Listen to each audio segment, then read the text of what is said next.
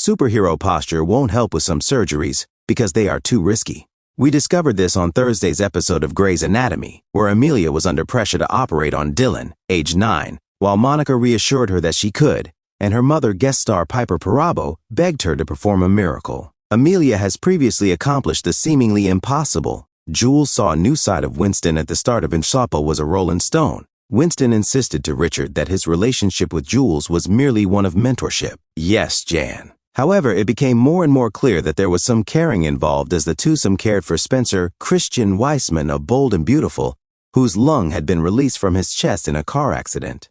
Maggie's ex later attacked the man after he was caught drinking away his son's hard-earned money, even though Winston yelled at Jules at a Nitcher co-intern BFFF when she became enraged at seeing Spencer's shady father pocket his rent money. Dugu didn't acknowledge that, like Millen and their patient, and said, "I have a difficult dad too," until Jules removed Winston from Spencer's father. "I usually keep all of that hidden. It's not as deeply buried as I had assumed."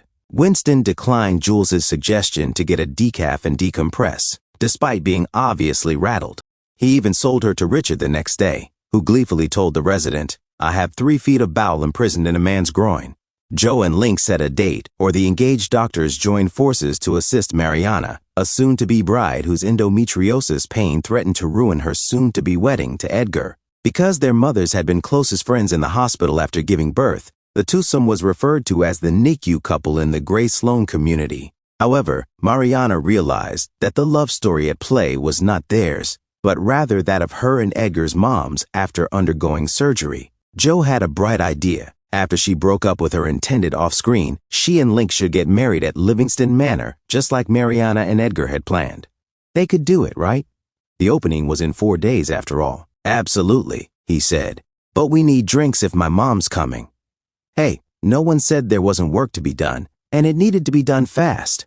Lucas and Simone's hit a hard patch when he scolded out a potential intern who had jumped into action to implant a chest tube in a coding patient's liver. Bailey was furious with Blue. "Even though I'm not a doctor, I realized it probably wasn't correct." Bailey's anger subsided after Quan told her what had transpired. "Well, I guess we escaped a bullet," she said. Simone didn't, though. After Blue let slip to Lucas that Griffith had intended to invite her beau to move into Mika's empty room, which she hadn't, he was all pissy about it. Simone tried to explain that in the wake of what had happened with Trey, she'd spooked a little when Lucas had started laying out their future. He didn't even want to have supper with her, though, because he was such a grumpy jerk. Tragically, Amelia's triumph came to an end. Amelia had what appeared to be a panic episode just before she operated on Dylan. At least a moment of silence. Monica tried to be there for her, but Amelia wasn't in a place where she could accept the support. "I am the face her parents will remember if something happens to their kid," she remarked.